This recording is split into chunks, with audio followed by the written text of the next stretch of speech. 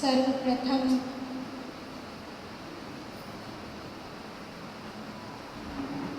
गुरु और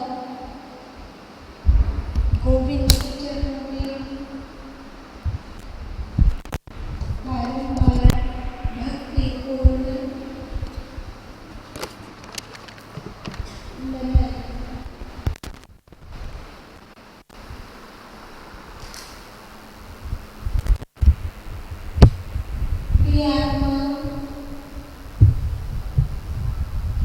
हम सबों ने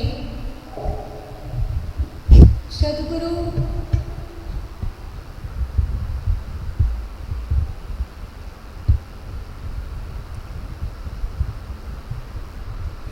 कबीर साहब के भिन्न भिन्न रूपों को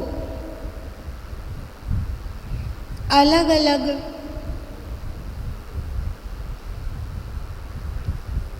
लोगों के उद्गारों में जाना।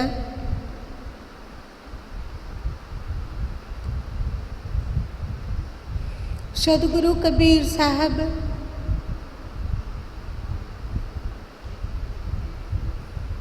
आज के समय में भी प्रासंगिक है।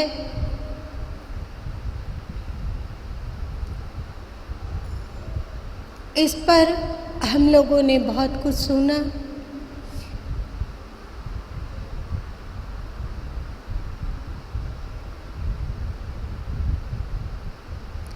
सद्गुरु कबीर साहब पर इतना बोध और गहराई के साथ सोचना और बोलना निश्चय ही प्रशंसनीय है। सभी बच्चों के उद्गारों को सुनकर अत्यंत प्रसन्नता की अनुभूति हुई।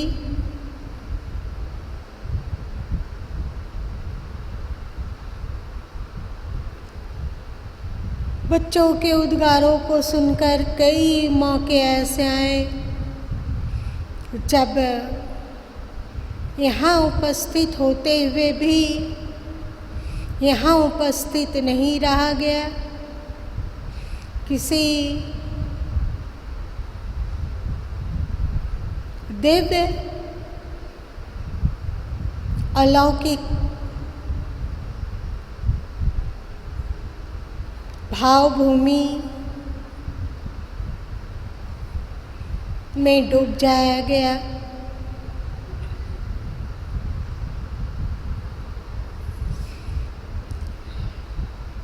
आज के हम लोगों ने अनेक समस्याओं को जाना और बच्चों के द्वारा उस समस्या का समाधान भी कबीर बानियों में ढूंढा।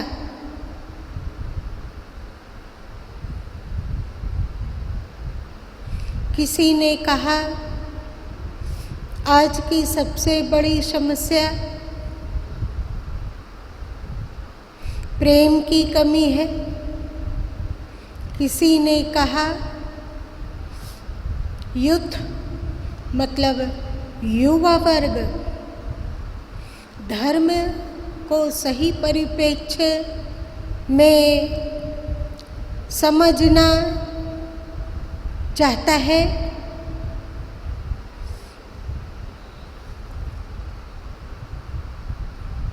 एक बात आप गौर करो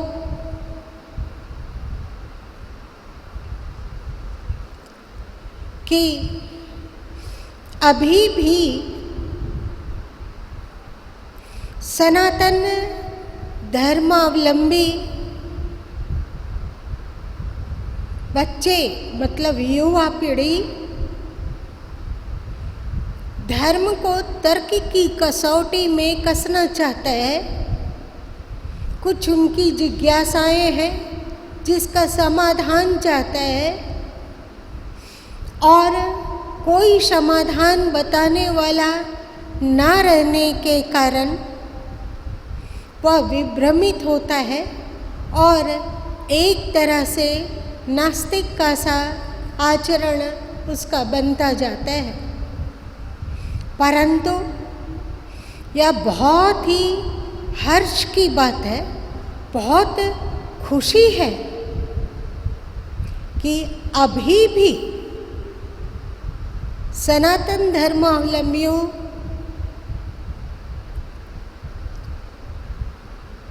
की युवा पीढ़ी के पास जिज्ञासा है, वह सत्य की खोज करना चाहता है, वह अंधे की तरह किसी मार्ग पर हाँका जाना अस्वीकार कर देता है। अरे भाई, सबसे पहले जानो कि यह जिज्ञासा केवल सनातन धर्मावलंबी के ही युवा पीढ़ी में क्यों है? इस्लाम में भी तो युवा पीढ़ी है, ईसाई में भी तो युवा पीढ़ी है और अनेक धर्मों में युवा पीढ़ी है। उनके पास जो भी परोसा जाता है धर्म के नाम पर,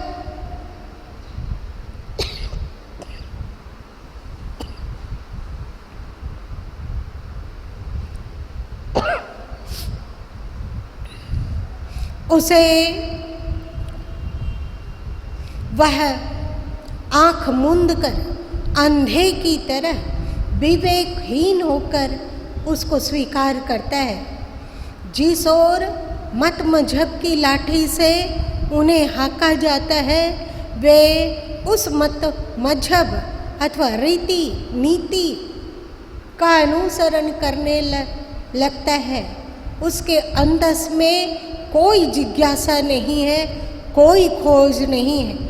यदि कोई कहे कि हम ऐसा क्यों करें, आप कहते हो कि हमारे मत मजहब में ये लिखा हुआ है, परंतु इसका हमें कोई साइंटिफिक उत्तर दीजिए। तो अन्य मत मजहब वाले लोग उसके नाम पर मौत का फतवा जारी कर देंगे। उनके पास की आत्मा मरी हुई है, उनके पास जो मन है, जो दिमाग है, वो लकवा ग्रसित हो गया है।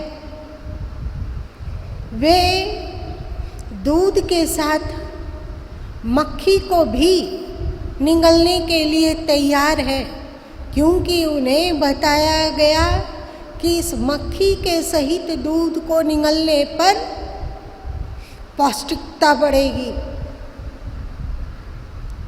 दूध में और अधिक ताकत आ जाएगी, शक्ति आ जाएगी। बहुत ही संतोष हुआ।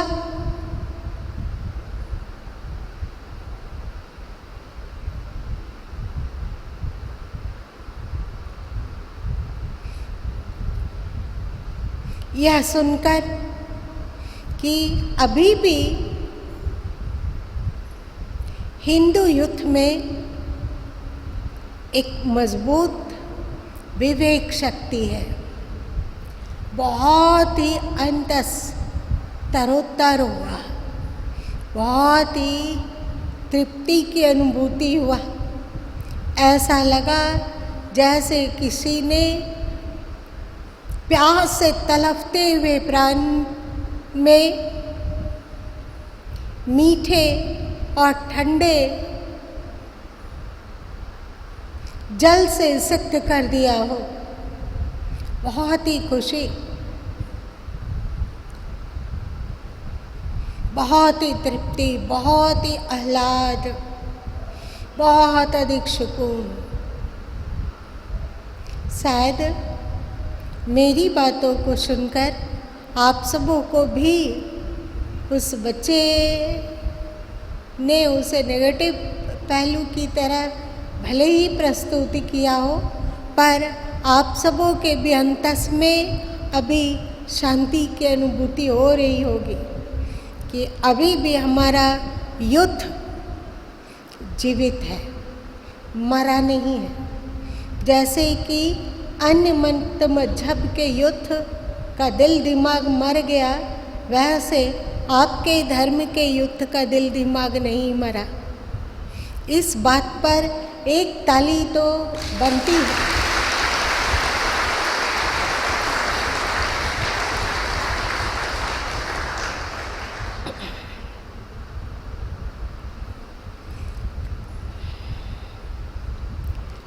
आज के समय में चाहे वो इस धर्मावलंबी हो, इस धर्म को मानता हो, अथवा किसी अन्य मत मजहब को मानता हो, इस देश का नागरिक हो अथवा किसी अन्य देश का नागरिक हो, किसी भी भाषा को बोलने वाला हो, किसी भी रीति रिवाज को पालन करने वाला हो, चाहे शाकाहारी हो, चाहे मांसाहारी, चाहे आस्तिक हो या नास्तिक, चाहे स्त्री हो या पुरुष, सबके सब जीवन में सुकून चाहते हैं, थोड़ी सी शांति चाहते हैं। चाहे कोई व्यक्ति धन संपदा के ढेर पर ही क्यों ना बैठा हो, फिर भी उनके अंतस में शांति नहीं है और शांति के एक दो घूंट पीने के लिए उसके प्राण मचलते रहते हैं। लोग शांति चाहते हैं, सुकून चाहते हैं। शांति मिले कहाँ, सुकून मिले कहाँ? सदगुरु कबीर साहब तो कहते हैं, चिंता ऐसी डाकिनी काटी कलेजा खाए, वैद्य बिचारा क्या करे, कहाँ तक दवा खिलाए। चिंता डाइन हो गई है, जो मनुष्यों के कलेजे को काट काट कर खाती है। वैद्य क्या करेगा, कहाँ तक दवा खिलाएगा, कैसे चिंता से मुक्त करेगा, कौन सी जड़ी बूटी उसे दिया जाए।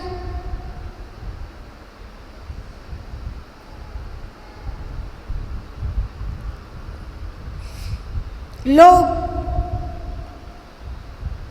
ऊंची ऊंची डिग्रियों को लेते जा रहे हैं,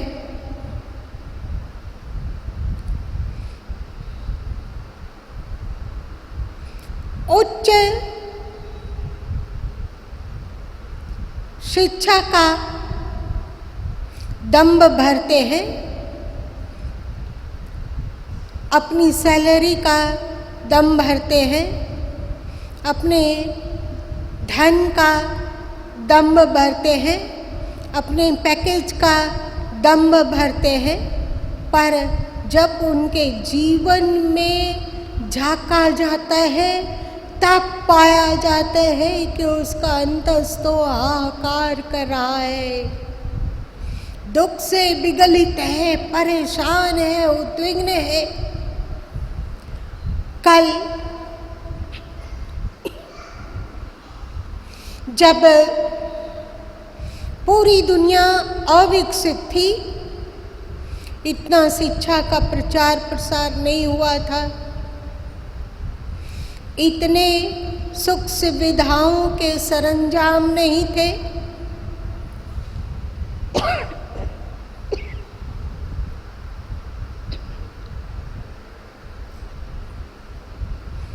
भले ही लोग ठंड में सिकुड़ कर सोते थे, गर्मी में पसीना से तरबतर होकर व्याकुल होते थे।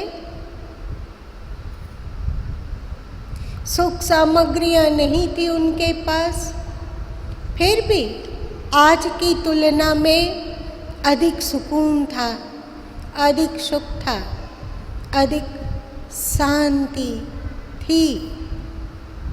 क्या हो रहा है?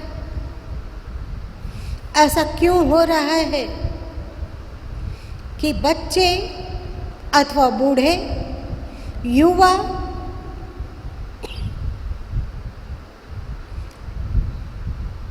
अथवा मरासन खाट पर पड़े, सब विकल है, सभी विकल है, सभी दुखी हैं और दुख के आवेग में, दुख के आवेश को ना सह पाने के कारण मर जाना बेहतर समझते हैं।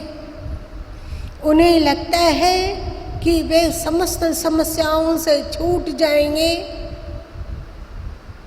ऊंचे बिल्डिंग से छलांग लगा दें, कुआं में कूद जाए, शरीर में पेट्रोल डालकर माचिस की तिल्ली लगा ले, अथवा नामालूम मरने के लिए लोग कैसे कैसे उपाय ढूंढते हैं। इन मूर्खों को कौन समझाए? छोटी छोटी बातों को पहाड़ बनाना। पहले तो कहावत था तिल का ताड़, पर आज के समय में कहावत होना चाहिए तिल का पहाड़। तिल भर प्रतिकूलता, उसके लिए पहाड़ भर चिंता। अरे बेवकूफ, उस प्रतिकूलता में मर जाना चाहते हो तो जो प्रतिकूलता है वो तो ज्यों की त्यों रह जाएगी। मान लिया जाए कि किसी पति पत्नी में कलह होता है, बहुत लड़ाई झगड़ा होता हो, उसमें से एक व्यक्ति सोचता है इस रोज रोज के नित्य नित्य के किचकिच से तो अच्छा है कि एक ही बार जिंदगी समाप्त कर ले। एक बात ध्यान देने योग्य है, आप लोग बारीकी से देखिए, जब वह जिंदगी से को खत्म कर देंगे, समाप्त कर देंगे, तो जिस जीवन साथी से वे इतने अधिक व्यथित हैं वो तो छूट ही रहा है, मर के कहीं और चल जाएंगे, जीवन साथी यहीं रहेगा, हो सकता है वो दूसरा विवाह कर ले, लेकिन तुम तो जीवन साथी को छोड़कर जाना चाह रहे हो, तो मर कर जीवन साथी छूटे, उससे अच्छा जीवन काल में ही जीवन साथी का मोह छोड़ दो। मरने की क्या जरूरत है? मरने की जरूरत ही क्या है? मान लो कोई संतानहीनता के कारण मरना चाहता हो कि जब संतान ही नहीं है तो जीकर क्या करेंगे, किसके लिए जिएंगे, हमारे धन का उपभोग कौन करेगा, इतने परिश्रम से धन कमा रहे हैं उसे कौन खाएगा, कोई नहीं है, संतान है ही नहीं, कोई खुशी नहीं है संतान नहीं हो तो, घर में यदि किलकारियां ना गूंजे, उसे बच्चे को जब हृदय से ना लगाया जाए तो कहीं सुकून नहीं उन्हें दिखता है, तो वे समझते हैं कि मर ही जाते हैं, सब समस्या छूट जाएगा। लो भाई मर गए, तो मर के क्या हुआ तेरे लिए? रावण का खानदान बैठा हुआ है कि 100-100 बच्चे तुम पालोगे, या वहाँ कोई गंधारी बैठी हुई है जो एक बार में 100 बच्चे को जन्म दे देगी? नहीं, 100 पुत्र और 1 पुत्री। तो मर जाने पर क्या तुम्हारा स्वागत गंधारी करेगी या कौन करेगा? रावण के कुल खानदान वाले लोग इंतजार करेंगे क्या? वैसे भी तुम धन को छोड़कर मरना चाह रहे हो, वैसे भी जीवन साथी को छोड़कर तुम मरना चाह रहे हो, वैसे भी धन संतान के न रहने के कारण मरना चाह रहे हो, तो मर जाने के बाद क्या वहाँ संतान मिलेगा? नहीं मिलेगा। तो आज अगर संतान नहीं है तो नहीं है तो नहीं है। इतने तो दुनिया में बच्चे हैं, किसी को भी हृदय से लगाया जा सकता है, सब तो अपने ही हैं। वसुदेव कुटुंबकम, सब अपने हैं, कौन पराया है यहाँ ना? उन्हें तो हम प्रेम नहीं दे सकते। क्यों नहीं दे सकते?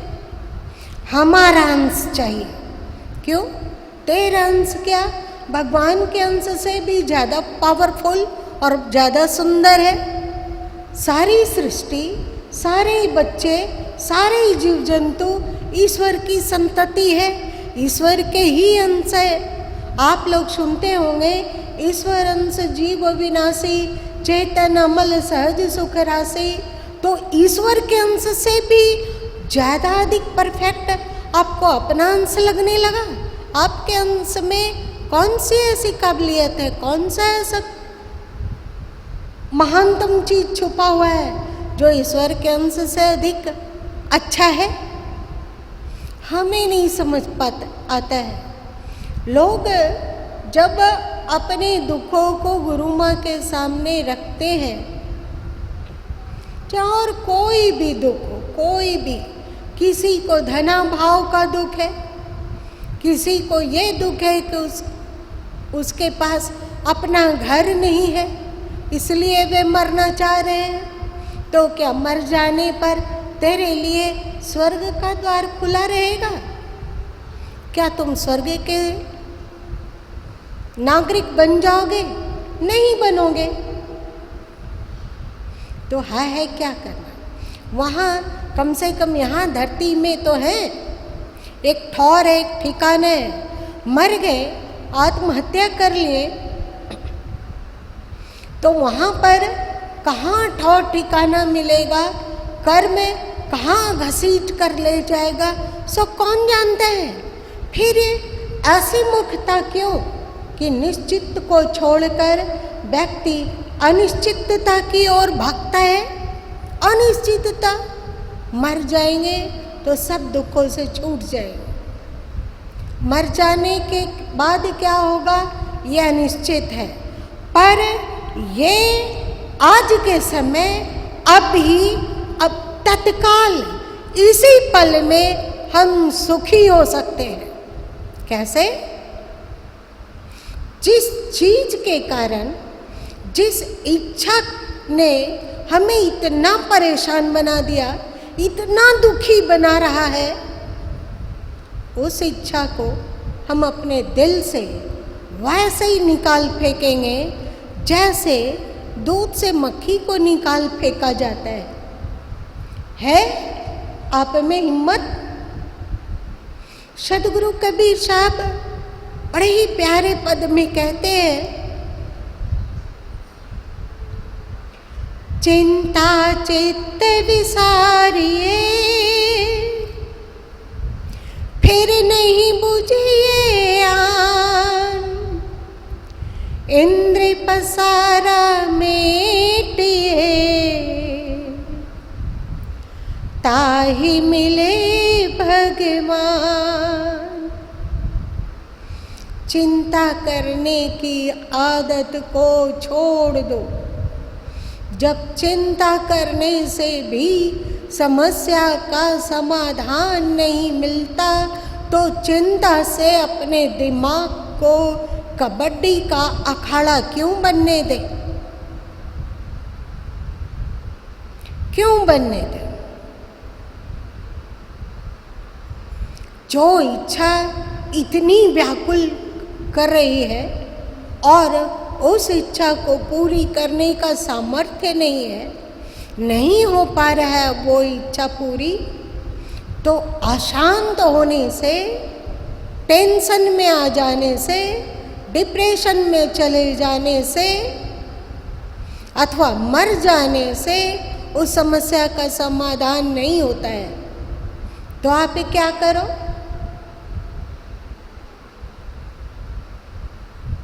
उस इच्छा को छोड़ दो। क्या आप सबों में किसी के पास ऐसी हिम्मत है क्या?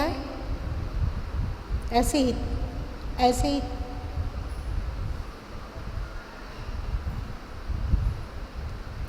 लगा कि गुरु माँ के कुछ तो बच्चे हैं, इतने ही काफी है खुश होने के लिए। चिंता चित विसारिए, फिर नहीं बुझिए आन। चिंता को दिमाग से खदेड़ भगाओ। 2 दिन की जिंदगी है, 2 दिन का मेला, तो हंसते मुस्कुराते हुए जिंदगी गुजारिए। सदगुरु कबीर साहब कहते हैं एक पद में,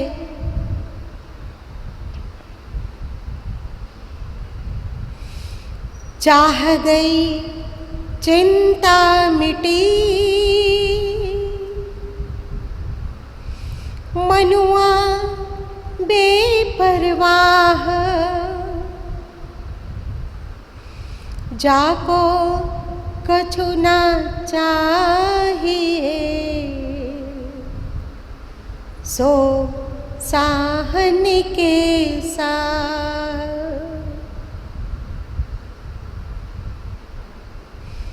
चाह गई चिंता मिटी,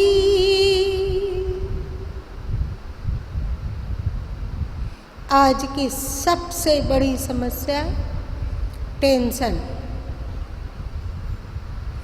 आत्महत्या करने वालों की संख्या बढ़ती जा रही है, डिप्रेस रहने वालों की संख्या बढ़ती जा रही है,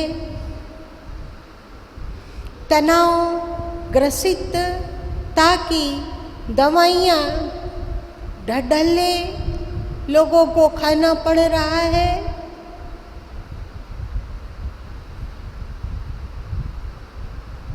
विकल जीवन है, दुखी जीवन है, क्लांत जीवन है, सब सुख होते हुए भी सुख की अनुभूति नहीं होती है, पेट भरा हुआ है, गर्मी में सिर के ऊपर पंखे चल रहे हैं,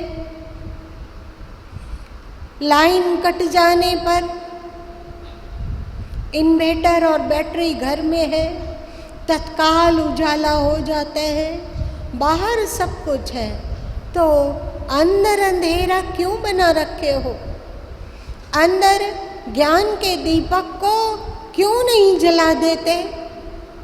ज्ञान की आंधी आप अपने अंतस में भी क्यों नहीं प्रवेश करने देते, जिससे कि आपके भी अंतस में जो झोपड़ा बना हुआ है, तनाव का, टेंशन का, चिंता का और फिजूल इच्छाओं का, वो सब भ्रम की टाटी, अज्ञान की टाटी, ज्ञान की आंधी में उड़ जाए, नष्ट हो जाए, हमारे अंतर से दूर हट जाए।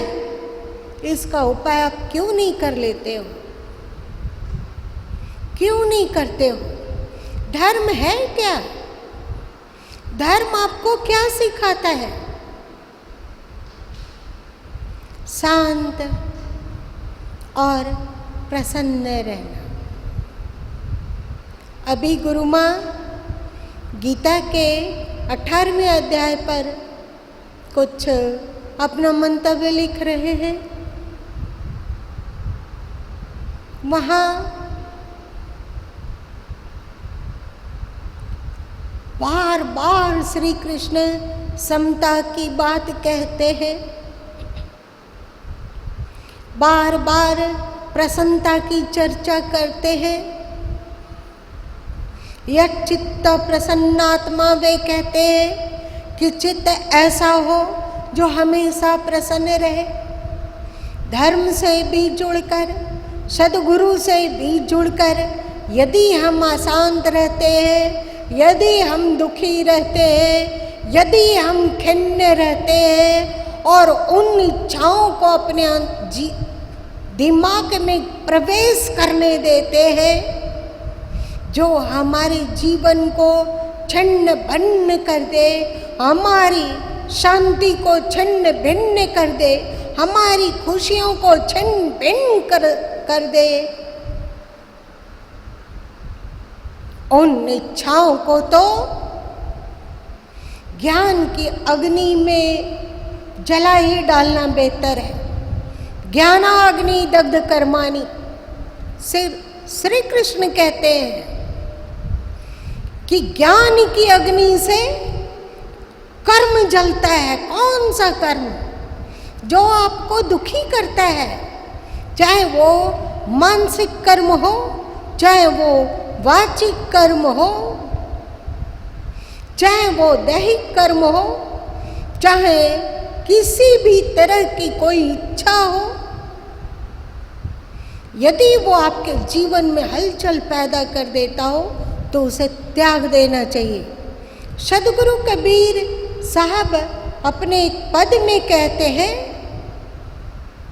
सहज मिले सो दूध सम,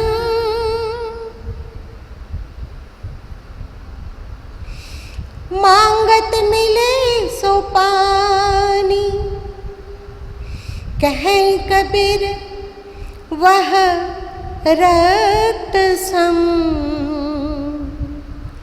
जामे ए चातानी।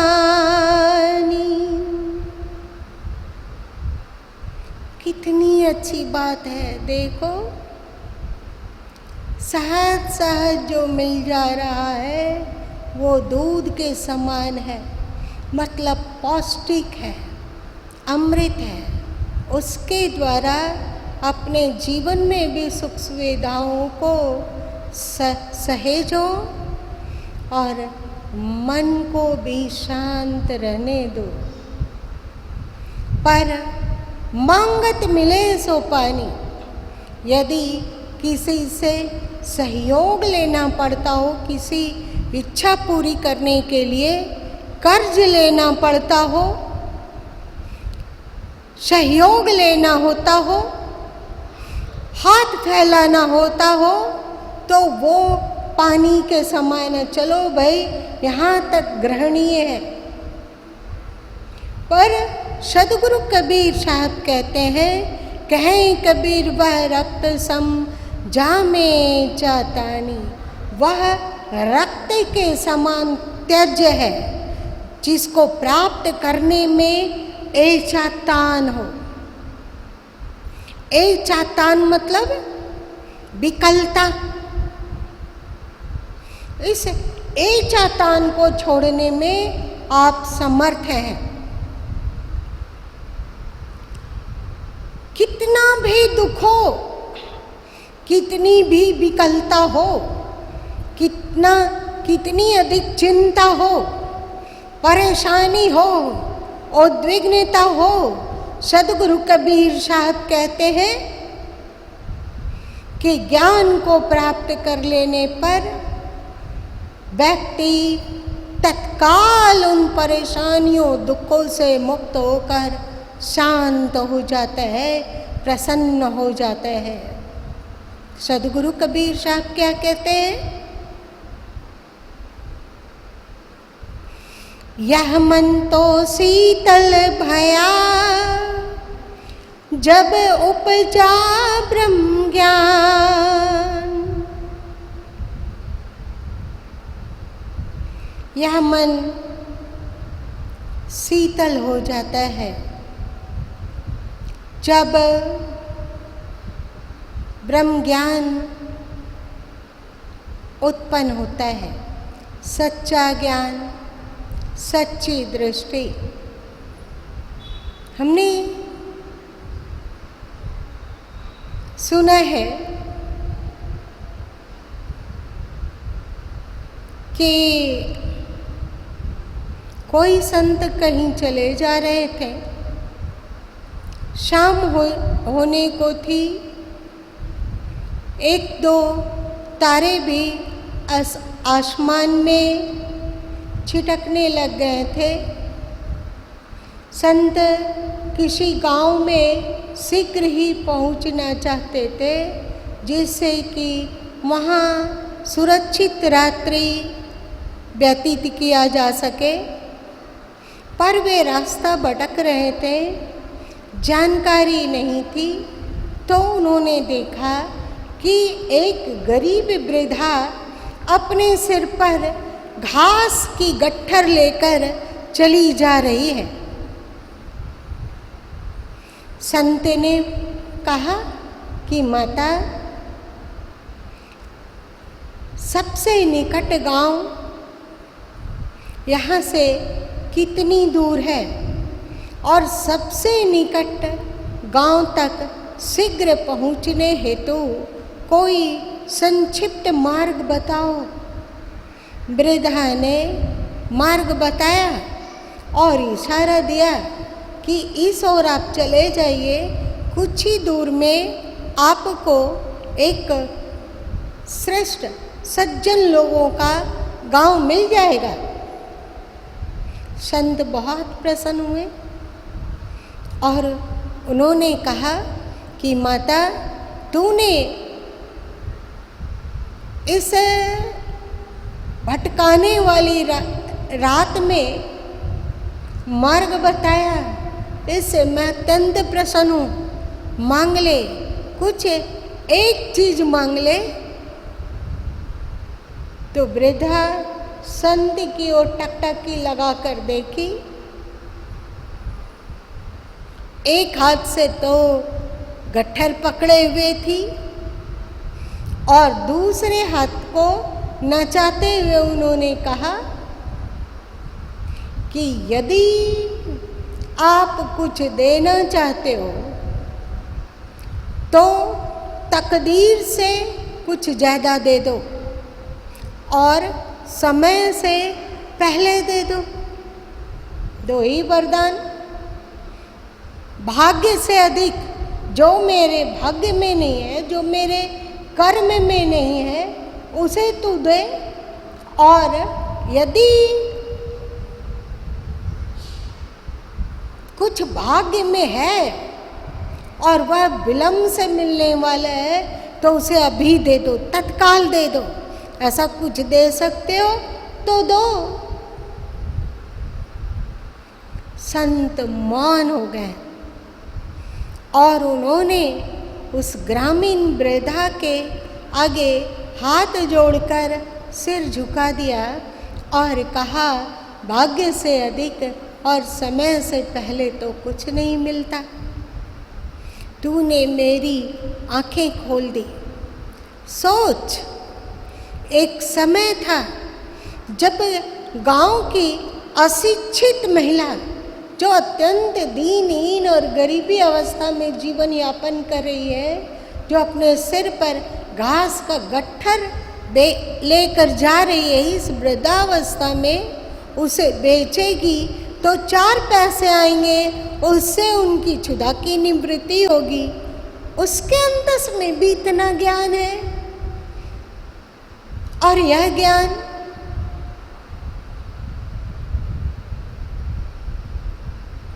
उसे निश्चय ही सुखी बनाएगा। सदगुरु कबीर साहब बीजक में कहते हैं, कर्म गति टारे ना टरे। कर्म की गति को टालने की लाख कोशिश करो पर वह टलता नहीं। इसका मतलब क्या है? क्या आप अकर्मण्य हो जाओगे? क्या आप भाग्य के भरोसे बैठ जाओगे? क्या आप आलसी बन जाओगे? क्या बनोगे आप? मैंने बचपन में कभी पंचतंत्र अथवा इसी तरह कोई कहानी पढ़ी थी। उसमें पढ़ा था कि एक राजा अपने बेटे से इतना नाराज था, वह बड़ा आलसी था, हाथ पैर हिलाना नहीं चाहता था, पुरुषार्थ करना नहीं चाहता था, परेशान था। राजा ने अपने बेटे को कुछ सहस्त्र असरफियाँ दिया, स्वर्ण सरफियाँ दिया और कहा जाओ इससे कुछ काम शुरू करो, कुछ कमाओ और अपने पेट का पालन स्वयं ही करो। तुम्हारे जैसे आक्रमण्य और आलसी के लिए मेरे महल में कोई जगह नहीं है। बेटा निकल पड़ा। राजकुमार था, उसकी भी हैकड़ी कम नहीं थी। चलते चलते रात हो गई। वह एक वन में पहुंच गया। वह अपने प्राण बचाने के लिए एक पेड़ की ऊंची डाली में बैठ गया, जिससे कि जंगली जीव जंतुओं से वह सुरक्षित रहे। उसने देखा कि एक लंगड़ा सियार बार बार चलने की कोशिश कर रहा है, पर चल नहीं पाता और बार बार गिर जाता है। राजकुमार को चिंता हो रही थी कि यह लंगड़ा सियार कैसे अपना क्षुधा का निवारण करेगा, ये तो भूखे मर जाएगा। तब तक उसने देखा कि एक शेर अपने मुंह में हिरन दबाए हुए चला रहा था। थोड़ी देर दूर पर वह हिरन के मांस को नोचा और खाया। उसका पेट भर गया। फिर भी हिरन का बहुत सारा मांस बचा हुआ था। वह हिरन मरे हुए हिरन को, बचे हुए मांस को सियार के आगे डाल दिया और चलता बना, क्योंकि शेर का पेट भर चुका था।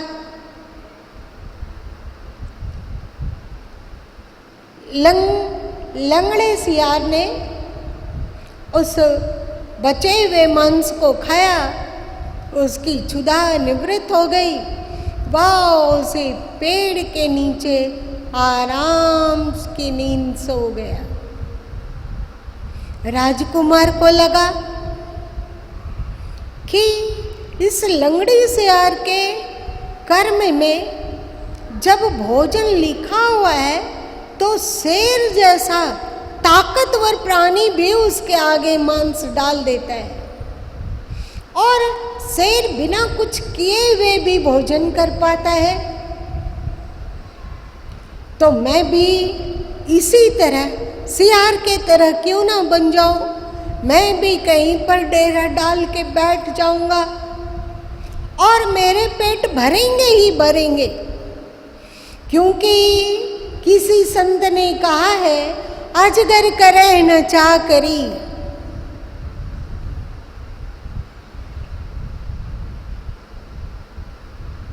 अजगर करे न चा करी, पंछी करे न काम। दास मलूका कह गए सबके दाता राम। राजकुमार को भी लगा। वह अपने बाप के पास पहुंच गया और कहा, महाराज अब व्यर्थ ही हमें गलत शिक्षा देकर भटकाते हैं, जबकि लंगड़ी सियार को बैठे बैठे भोजन मिलता है, तो हमें भी बैठे बैठे भोजन मिलेगा। तो राजा ने कहा, अरे मूर्ख, पहले तू योग्य गुरु के पास जाकर शिक्षा ग्रहण कर।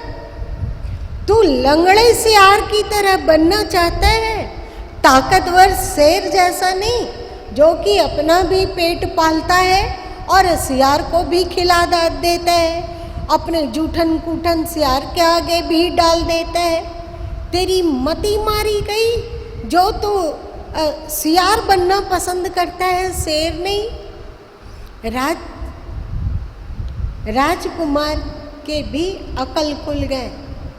तो सदगुरु कबीर साहब ने ये कहा कि कर्म की गति टारे ना टरे, ये कहा जरूर।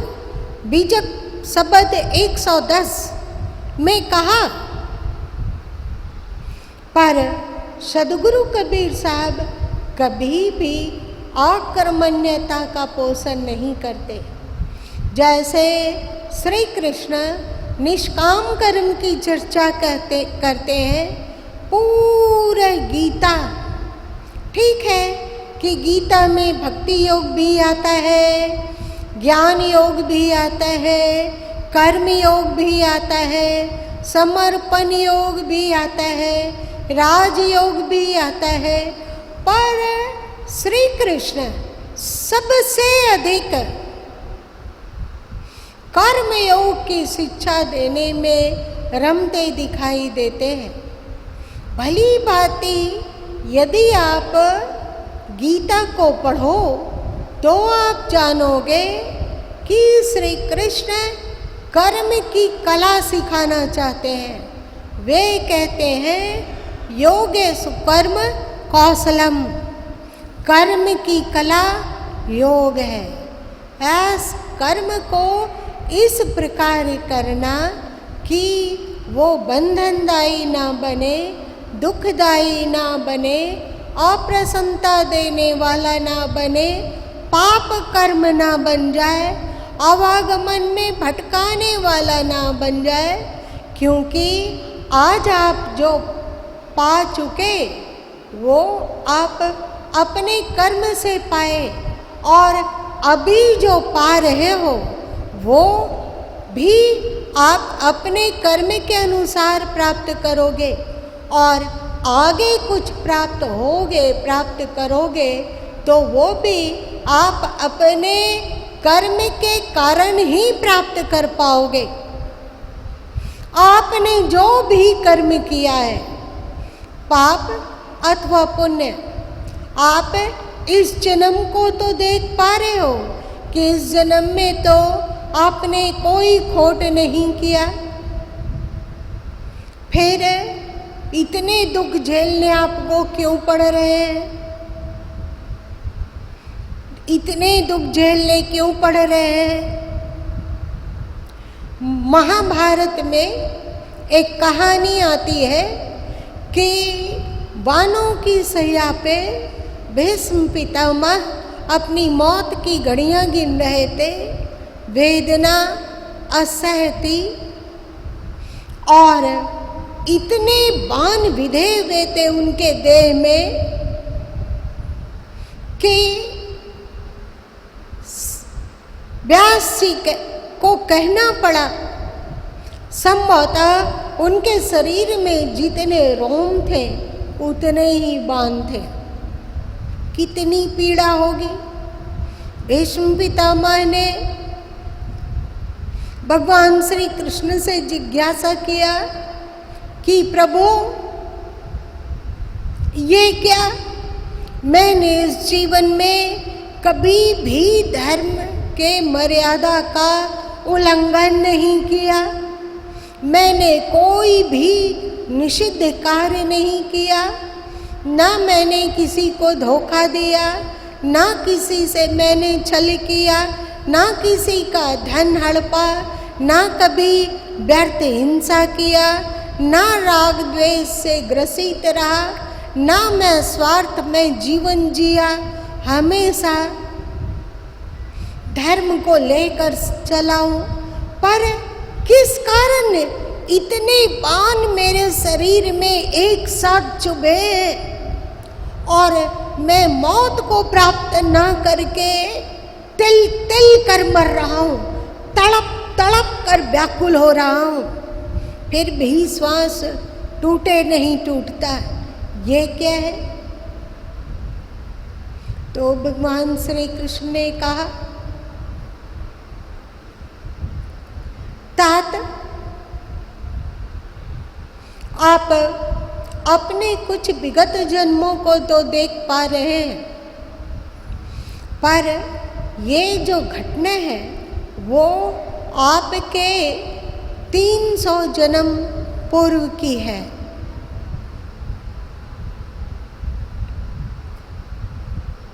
उस समय भी आप राजकुमार थे और आपने मंत्र सिद्ध एक ऐसा तीर पाया था कि उस तीर को जिस लक्ष्य की ओर भेजा जाता, तीर वह लक्ष्य पूरी करके पुनः आपके तरकस में आ जाता था। वह तीर टेढ़ा हो गया था। आप उस तीर को सीधा करना चाहते थे, इसलिए आपने उस तीर को गरम किया। गरम करके जब तीर का लोहा लाल हो गया तो आपने बिर्व में मतलब बिल में तीर को डालकर उसे ऊपर की ओर खींचा। तीर तो सीधा हो गया, पर उस बिल में सैकड़ों सहस्त्रों चींटियां थी जो उस अग्नि बुझे हुए तीर की गर्मी को पाकर तड़प तड़प कर भून भून कर मरी। आपके द्वारा एक साथ अगणित चींटियों की हत्या हुई। वही पाप इस समय आपको मिल रहा है। आप क्योंकि इस जीवन में बहुत पवित्र, निर्मल, बेदाग और निष्पाप जीवन जिया, इसलिए सभी चींटियां एक साथ एक ही बार में बदला लेकर आपको इस कर्म बंधन से मुक्त कर रही है। यदि आप धर्म में जीवन नहीं जीते तो एक एक करके एक चींटी इस जन्म में बदला लेती, अगले जन्म में दूसरी चींटी, इस तरह सहस्त्रों जन्म आपके व्यतीत हो जाते इस कर्म को भोगने में। इसका मतलब जो आपका शास्त्र कहता है कि अवश्य में भुक्तव्यम कृत कर्म शुभाशुभ न भुक्तैच्छते कर्मा कल्प कोटि सतरपि, अवश्य ही कर्म को भोगना होता है। तो जिस कर्म को भोगना है वो कर्म है क्या? वो कर्म है आपका ही विगत समय में किया हुआ श्रेष्ठ अथवा अश्रेष्ठ कर्म। जो भी यहाँ हम लोग पाते हैं अथवा जो भी हमारे जीवन में होता है वह सब कुछ विगत जन्मों के कर्मों का लेखा जोखा ही है। इसलिए संत कहते हैं कि जो होता है उसमें प्रसन्न रहो और जो तुम करते हो उसमें सावधान रहो। विगत जीवन अथवा इसी जीवन के पहले किए हुए निषिद्ध कर्म को तो नहीं अनुभवा कर सकते, पर आज समय है, आज से तुम्हें ज्ञान मिला तो आज से श्रेष्ठ कर्म कर, शुभ कर्म कर। श्री कृष्ण गीता के 16वें अध्याय में कहते हैं कि संसार में दो ही जाति के मनुष्य होते हैं। वर्ण भले ही 4 बताए गए हों, पर जाति 2 ही कैटेगरी के मनुष्य होते हैं, ऐसा श्री कृष्ण कहते हैं। वे 2 कैटेगरी के मनुष्यों में से एक है दैविक संपदा से युक्त व्यक्ति, मतलब जिसके चित्त में दया है, क्षमा है, प्रेम है, सौहार्दता है, संवेदना है, अपनापन है और जिसके हृदय में विराट प्रेम है, विराट सब सुखी हो। जब वह मंदिर में सिर झुकाता है तो यही प्रार्थना करता है कि प्रभु सर्वे भवन्तु सुखिनः। जब वह तीर्थ जाता है तो वहाँ भी सिर झुकाता है तो कहता है प्रभु सर्वे भवन्तु सुखिनः। जब गंगा इत्यादि पवित्र नदियों में डुबकी लगाता है तो कहता है प्रभु सर्वे भवन्तु सुखिनः। और जब वह ध्यान करता है, जब वह अध्यात्म की गहराई में उतरता है और जब वह अपनी आत्मा में स्थिर होता है और आत्मा में निमज्जित होकर आनंद पूर्ण होकर फिर देह में लौट आता है तो फिर उसके अंतर से निकलता है प्रभु सर्वे भवन्तु सुखिनः। क्या करना? अगर हमें सुख हो, हम पाप से मुक्त हो जाएं, परंतु हमारा पड़ोसी दुखी हो, वो रो रहा हो, वो चिल्ला रहा हो, वह वेदना से परिपूर्ण हो, हमारे चारों ओर दुखी दुखी लोग हो, तो क्या वहाँ पर कोई व्यक्ति सुखी रह सकता है? नहीं रह सकता। सभी के सुखी होने में ही अपना भी सुख है। इसलिए तो सद्गुरु कबीर साहब कहते हैं कि अपना सा जीव सबका जाने, अपना सा जीव सबका जाने, ताहि मिले अविनाशी। जो अपने ही समान सभी जीवों को देखता है, जैसे हम सुखी होना चाहते हैं वैसे ही सभी सुखी होना चाहते हैं। कोई आप पर क्रोध करता है तो जैसे आपको बुरा लगता है वैसे ही आप दूसरों पर क्रोध करते हैं तो उसे भी बुरा लगता है। जैसे कोई आपको कटु बोलता है तो आपको बुरा लगता है, वैसे ही आप किसी को कटु बोलते हैं तो दूसरे को भी बुरा लगता है। इस बात को जानो। इसीलिए श्री कृष्ण जहाँ पे निष्काम कर्मियों की चर्चा करते हैं वहाँ पे एक बात कहते हैं कि लोक संग्रह के लिए कर्म करना चाहिए, मतलब सर्वहितकारी सर्वजन सुखकारी कार्य हो। आप शांत रहते हैं, आपको क्रोध नहीं होता, आप टेंशन नहीं करते हैं, आप चिंतित नहीं रहते हैं, आप विक्षुब्ध नहीं होते हैं, तो क्या होता है?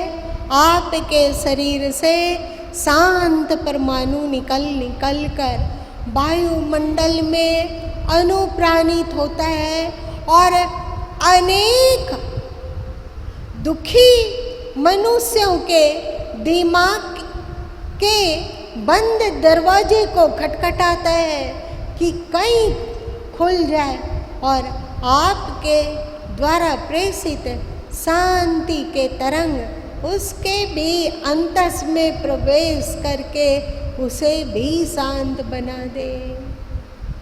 कैसा सुंदर है। आप अपने जीवन को गढ़िए, आप अपने जीवन को संभालिए। वेद व्यास जी कहते हैं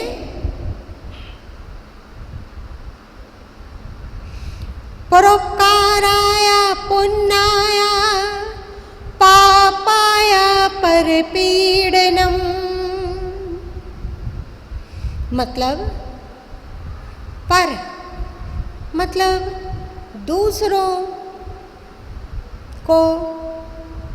दूसरों के प्रति उपकार करने के समान कोई पुण्य नहीं है और दूसरों को दुखी करने के समान कोई पाप नहीं है। इसका एक और अर्थ ध्वनित होता है, वह भी सभी को जानना चाहिए।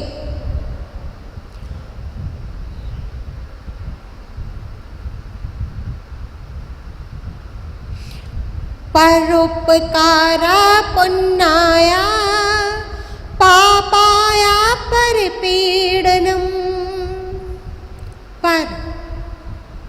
पर मतलब क्या होता है? श्री कृष्ण संभवतः गीता के 4थे अध्याय में कहते हैं कि अर्जुन, शरीर से पर इंद्रियां हैं, मतलब श्रेष्ठ। समझो, शरीर से श्रेष्ठ, शरीर से पर इंद्रियां हैं, इंद्रियों से पर मन है और मन से पर बुद्धि है और बुद्धि से भी पर आत्मा है। तो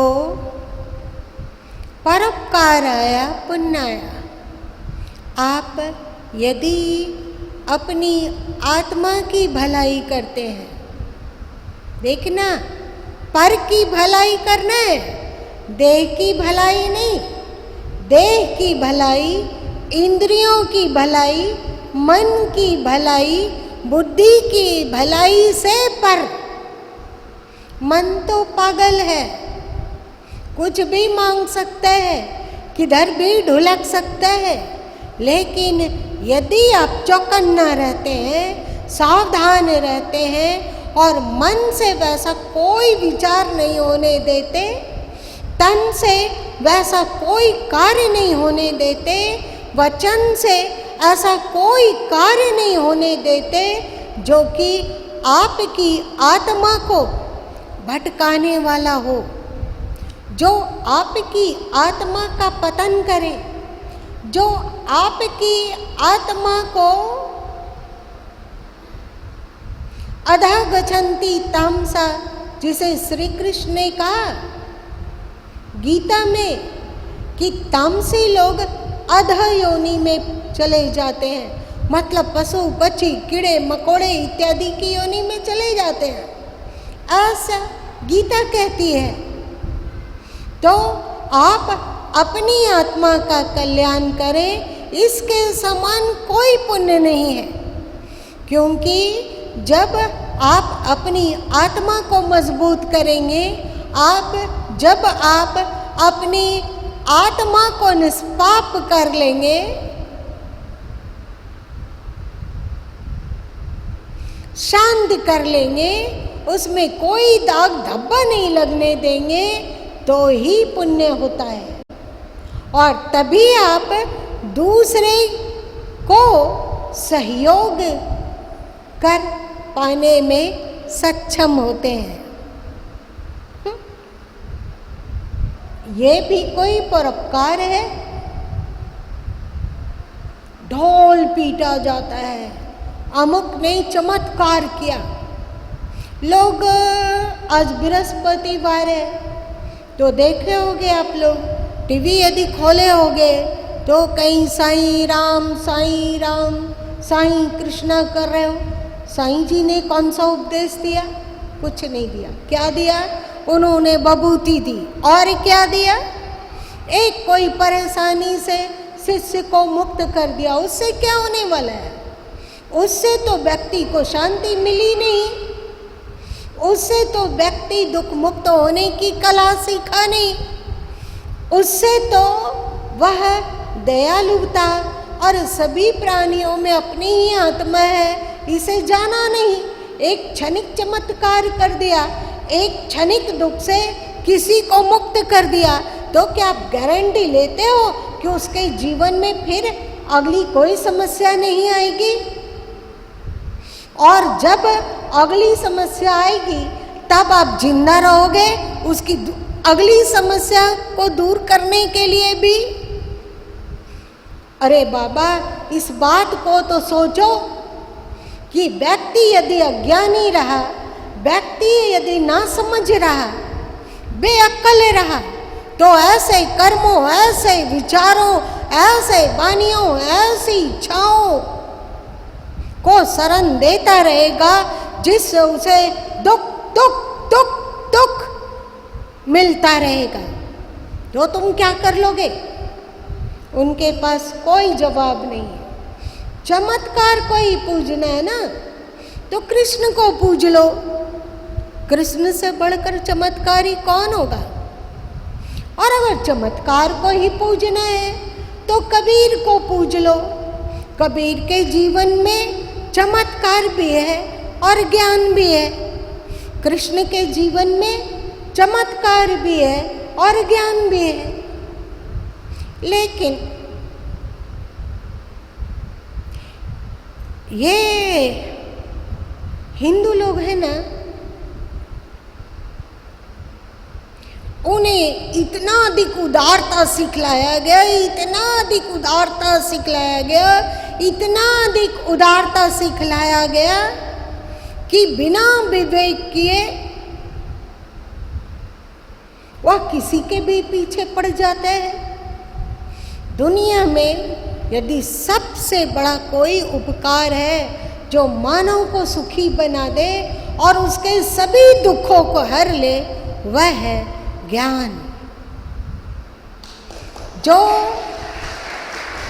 अभी आपने भजन में सुना कि संतो आई ज्ञान की आंधी, ज्ञान की आंधी, वही ज्ञान।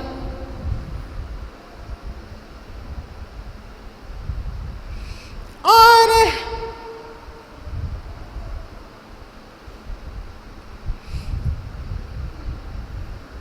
ज्ञान को कहीं अमृत कहा गया, ज्ञान को कहीं तृप्तिकर कहा गया, कहीं शांतिकर कहा गया, कहीं खुशियों को देने वाला कहा गया, कभी आनंदित करने वाला कहा गया। एक ज्ञान युक्त मनुष्य कभी भी पाप नहीं करेगा। सदगुरु कबीर साहब ने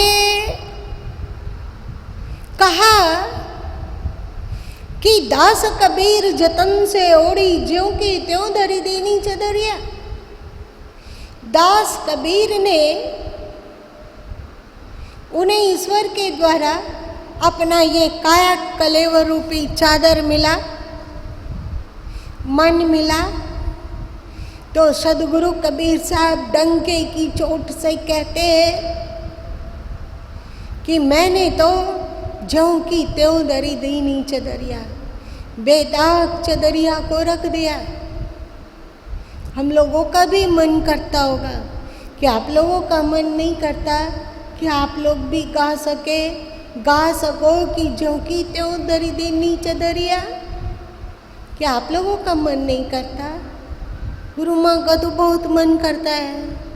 तो ये ज्यों की त्यों दरी दीनी चदरिया का कोई मंत्र, कोई सूत्र कुछ तो हाथ में दे दो सदगुरु, जिससे भी हम भी अपने चादर को बेदाग रख सके। और जब तुम्हें ये चादर लौटाए तो सम्मान के साथ सिर ऊंचा करके कह सके कि जैसे तूने दिया चादर, वैसे मैं तुम्हें वापस करता हूँ। और आपकी गुरु माँ तो यहाँ तक कहते हैं, सदगुरु कबीर साहब ने तो कहा कि ज्यों की त्यों धरी दीनी चदरिया। आपकी गुरु माँ कहते हैं जीवन सुवासित बना करके तेरी देहरी पे मैं रखूं।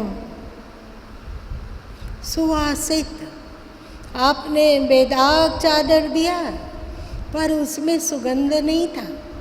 और आपने जो जीवन दिया, मैं उसे ज्ञान से, त्याग से, वैराग्य से और भक्ति के खुशबू से तरोतर करके आपके दरवाजे पे रखना चाहती हूँ।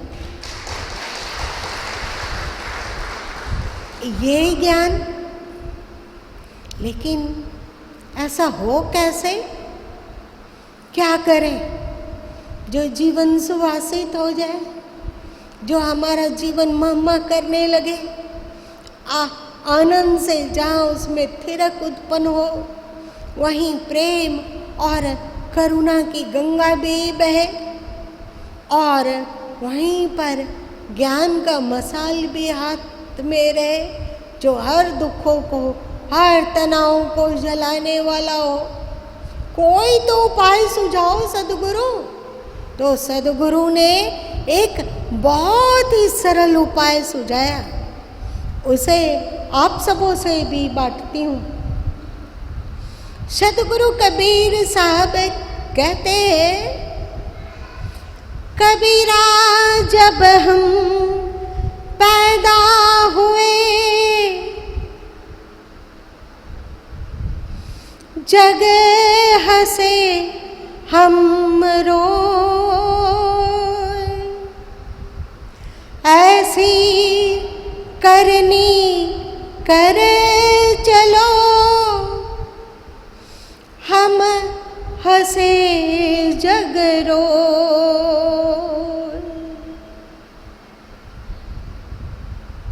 कर्म करो, कैसे करो? संसार में आए तुम तो तुम्हारे जन्म पर बहुतों ने थाली पीटा होगा, बहुतों ने खुशी मनाई होगी, बहुतों ने पार्टी दी होगी, बहुतों ने उमंगित और प्रसन्नता व्यक्त की होगी। पर आप जब जन्म लिए तो क्या कर रहे थे? क्या क्या करके रो रहे थे और क्या कर रहे थे? और सदगुरु कबीर साहब क्या कहते हैं? ऐसी करनी कर चलो, ऐसे कर्म करो। कैसे? हम हंसे जग रोए। दुनिया से जब हम विदा हो तो हंसते हंसते विदा हो कि मालिक तूने जो जीवन चादर दिया उसे मैंने ज्यों को त्यों तो रखा ही, साथ साथ में अनेक बेल बूटों को काढ़ के उसे और सुंदर बना दिया। एक संतोष के साथ, एक तृप्ति के साथ चल जाओ दुनिया से। तुम्हारे जाने पर जो सुने वो ही कह उठे बहुत अच्छा इंसान था, लाजवाब इंसान था। सबके लिए उनके हृदय में प्रेम और अपनापन था। दुर्लभ ऐसे लोग रोए वे याद कर करके। ऐसी करनी कर चल। तो सदगुरु आपको आक्रमण नहीं बनाते, आपको कर्मवान बनाना चाहते हैं। इसीलिए तो सदगुरु साहब ने कहा,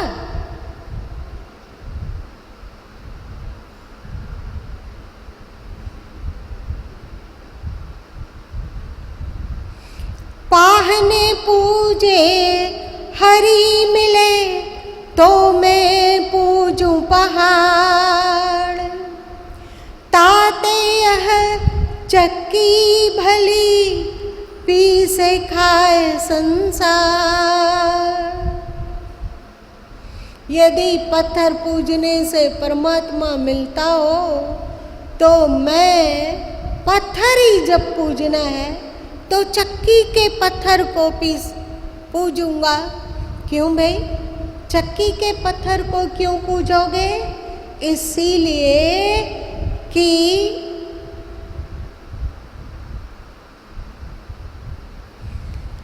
पी से खाए संसार। इसीलिए कि हम यदि उस चक्की को पूजेंगे, मतलब उस चक्की से कार्य लेंगे, तो अनाज पीस जाएगा उसके द्वारा, उस पीसे हुए अनाज के द्वारा कितने लोगों का पेट भरेगा। तो सद्गुरु कहना चाहते हैं कि कर्मवान बनो, ऐसा कर्म कि जिससे तुम तो लाभान्वित हो ही, साथ साथ आपके आसपास के लोग भी लाभान्वित होंगे। वैसा कौन सा कर्म आप कर सकते हैं? वैसा कर्म है शांत चित्त,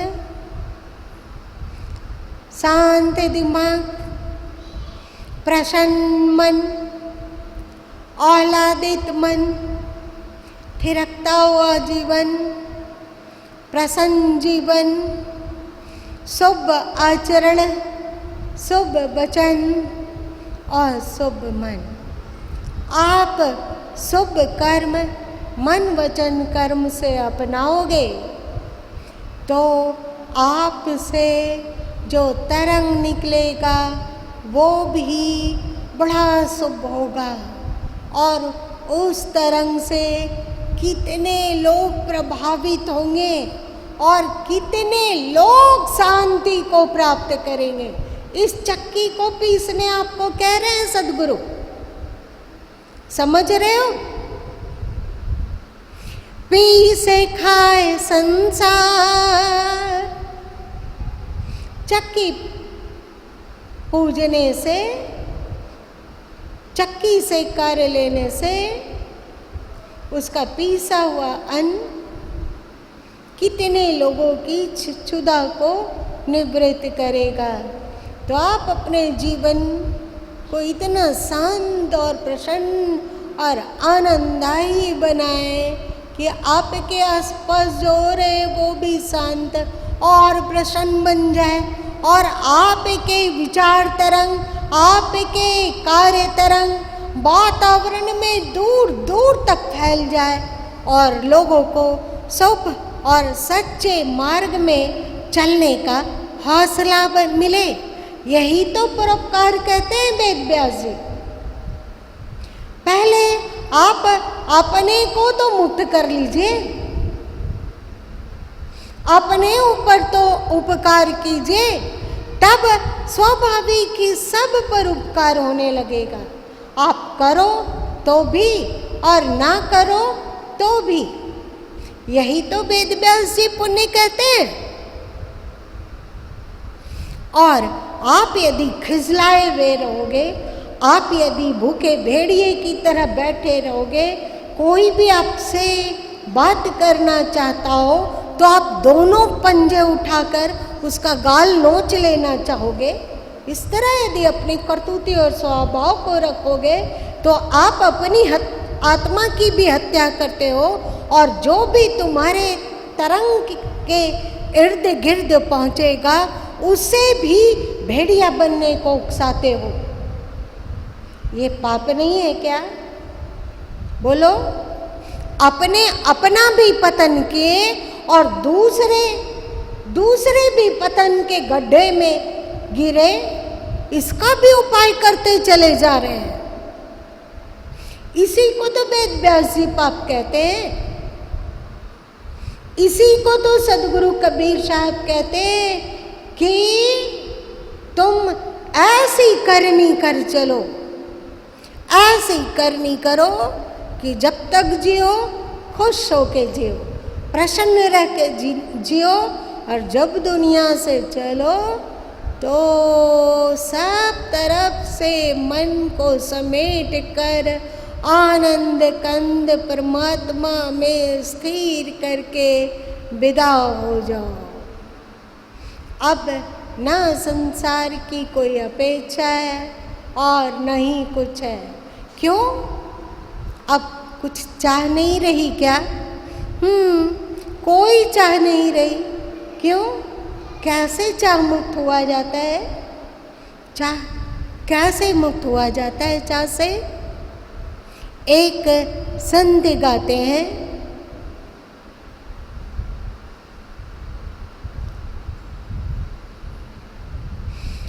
मुझे मत छेड़ो जग वाले,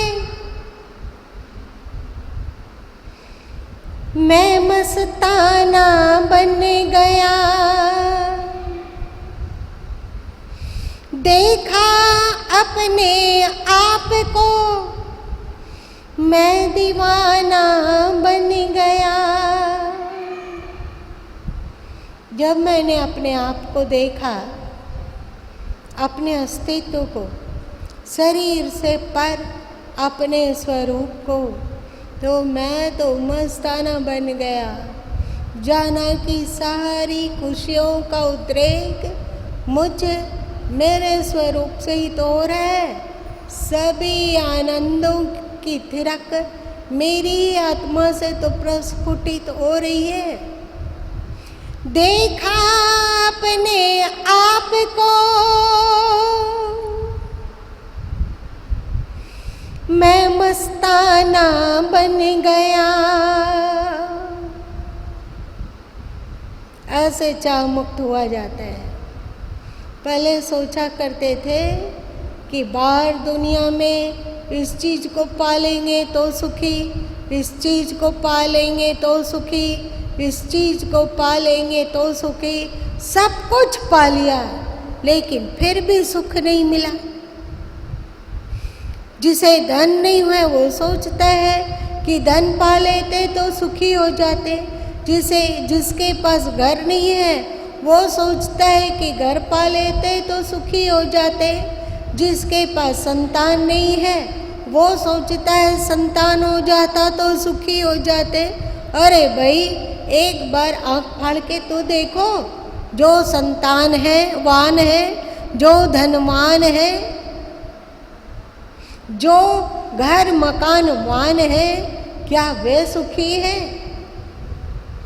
तुम कहते हो कि जॉब लग जाता तो सुखी हो जाता, विवाह हो जाता तो सुखी हो जाता, कोई जीवन साथी होता सुख दुख बांटने वाला तो सुखी होता। अरे भाई, इस इच्छा को करने से पहले उन लोगों को तो देखो जिनकी विवाह हो गई, फिर भी उनका चेहरा लटका ही हुआ रहता है। उनका कोई जीवन साथी है, फिर भी उतनी खुशी कहाँ जितना हम संतों के अंतस में होती है। उतनी मस्ती उसके पास कहाँ। हम संतों के आगे तो वे भिखारी भी हैं या नहीं पता नहीं। ये मस्ती, ये आनंद की खुमारी आती कहाँ से है? देखा अपने आप को मैं मस्ताना बन गया। जान लिया कि कर्तव्य कर्म करते हुए भी अपनी आत्मा में डुबकी लगाने की कला आनी चाहिए। जो कर्तव्य कर्म करते हुए भी भौतिक जिम्मेवारियों को निभाते हुए भी अपनी आत्मानंद में डुबकी लगाने की कला जानते हैं, वे कभी खिन्न होते ही नहीं। और खिन्न होते हैं तो वैसे ही जैसे कोई पानी में लकीर खींच दिया। पानी का लकीर भला कितने देर तक टिकेगा? भौतिक जगत में ऐसा कोई कारण नहीं जो उन्हें दुखी बना के रख दे, उन्हें अशांत बना के रख दे, स्थायी अशांत कर दे, स्थायी दुखी कर दे। अरे भाई, चाहे कितने भी जंजीरों से जकड़ो, कितने भी दुखपूर्ण परिस्थिति हो, जैसे हनुमान जी को सिक्कड़ में बांध दिया गया लंका में, असुरों ने बांधने दिया गया। फिर हनुमान जी ने अपने देह को फुलाया, विस्तार को दिया, सारी जंजीरें टूट गई और हनुमान जी उड़ निकले। कहाँ उनको बंधन है भाई? वैसे ही 10 सुख दुख हो, पर ज्ञानी तो जो गीता का ज्ञान प्राप्त कर लिया, जो सदगुरु कबीर वानियों में रचे बसे ज्ञान से अनुप्राणित हो गया, वो सभी दुखों को पल भर में छिटक कर दूर करने में समर्थ होते हैं। इसलिए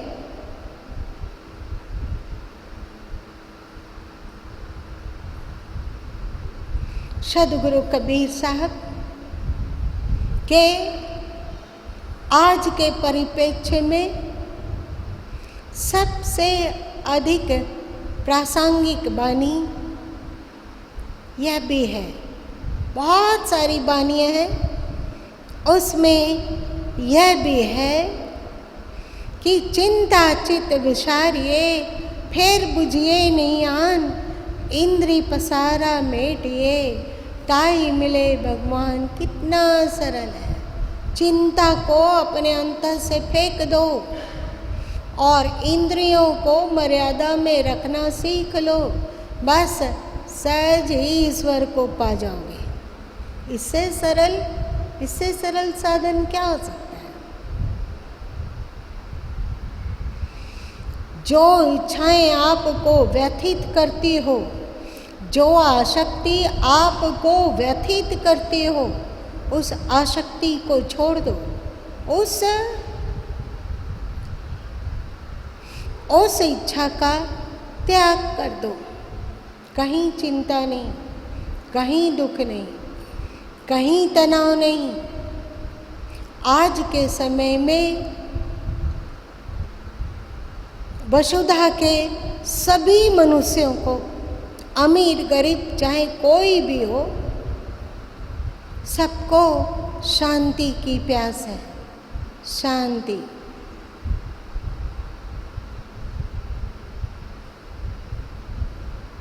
और वो शांति मिलेगी संतों के शरणागत होकर उनके ज्ञान को अपने जीवन में उतारने से। शांति। यदि आप अशांत हैं, यदि आप दुखी हैं, इसका मतलब है कि आप गुरु से जुड़कर भी नहीं जुड़े हुए हैं। यदि आप अशांत हैं, यदि आप दुखी हैं, यदि आप पीड़ित हैं, यदि आप तनावग्रसित हैं, तो आप आस्तिक होते हुए भी वस्तुतः आस्तिक नहीं है। इस थर्मामीटर से अपने तापमान को चेक करते रहना। आप अपने को आस्तिक मानते हो तो क्या आप दुखी हो?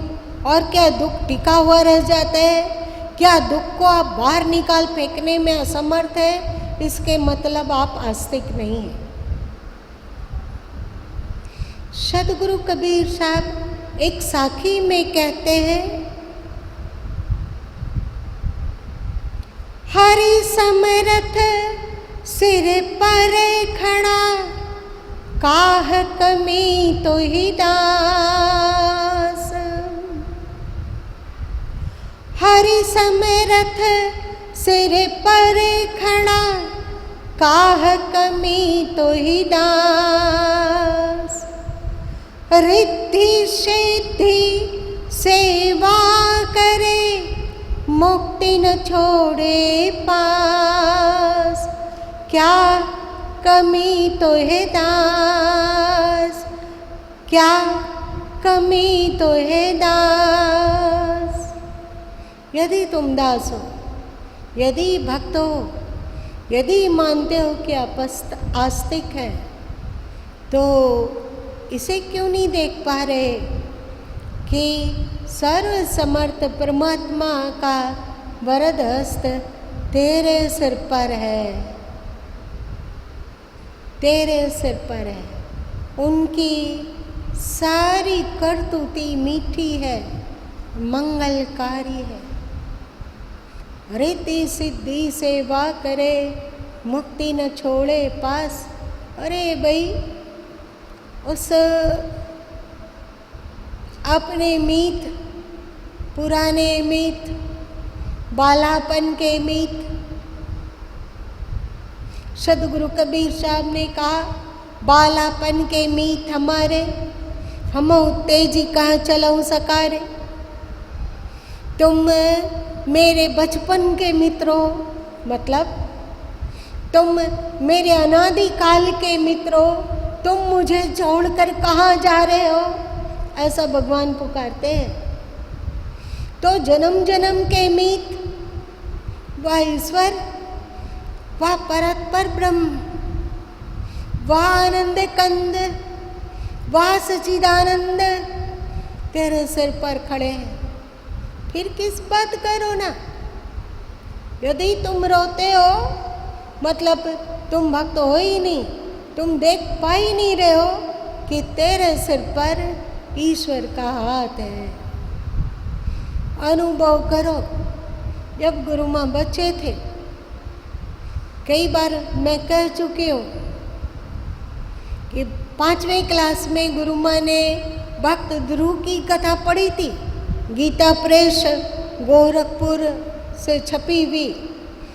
उस भक्त ध्रुव की पुस्तक में पहले पृष्ठ पर ध्यान मग्न ध्रुव जी को दिखलाया गया है और उनके सिर पर भगवान नारायण हाथ रखकर खड़े हैं, ऐसा चित्र में दिखलाया गया है। तो गुरु माँ उस समय इस ध्यान में बहुत डूबा करते थे कि भक्त ध्रुव के स्थान पे अपने को देखा जाता और भगवान का वरद हस्त, शीतल हस्त, प्रेम पूर्ण हस्त, अपनापन से भरा हस्त अपने सिर पर अनुभव किया जाता और एक अद्भुत रोमांच और शांति से परिपूर्ण हो जाया जाता। आज भी कभी कभी टेस्ट बदलने की इच्छा होती है। टेस्ट मतलब समझते हो गए, निर्गुण, निराकार, आत्मज्ञान, आत्मस्थिति इत्यादि इत्यादि इत्यादि। नित्य प्रतिदिन हर पल वही टेस्ट। कभी कभी मन उबता है तो आज भी उस ध्यान को कर लेती हूँ। देखती हूँ गुरु माँ बैठे हैं और भगवान अपने शीतल और प्रेमिल हस्त मेरे सिर ऊपर में रखे हुए हैं। और मेरा सिर कहाँ रहता है? वो सिर तो कब का उनके चरणों में समर्पित हो गया है। बस एक भक्ति की खुमारी और मस्ती ही मस्ती। आप लोग भी इसका अनुभव करो। ये तो एकदम सरल ध्यान है।